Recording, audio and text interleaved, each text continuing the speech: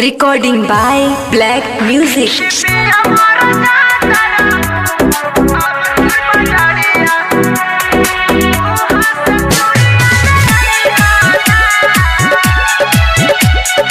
Mixed by Vicky Devar.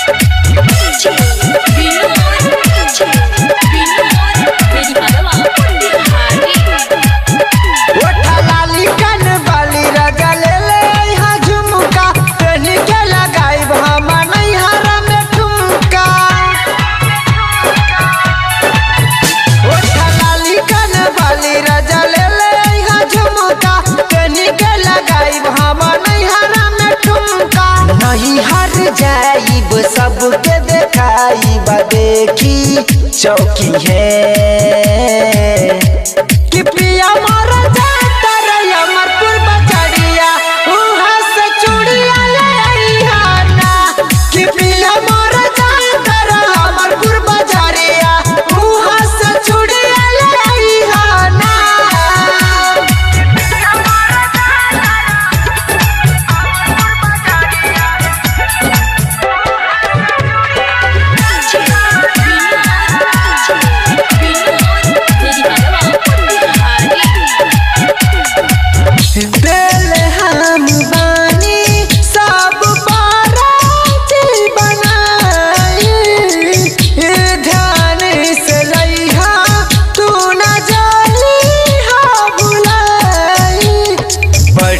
से देखिए के लइहा हो बलम रही ना ओकरा में कबनो करम देखी देखी हमारा के अब केतना जली है कि पिया मर जाता रे अमरपुर बचड़िया उहाँ से चूड़िया ले आइहा ना कि पिया मर जाता रे अमरपुर बचड़िया उहाँ से चूड़िया ले आइहा ना।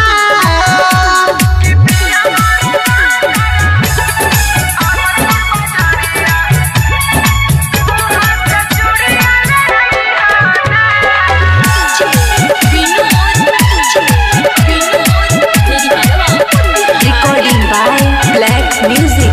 लेबे से पहिले ओकर पूछ लिहा दाम हो चला दी से लइहा ना त होई जाई शाम हो।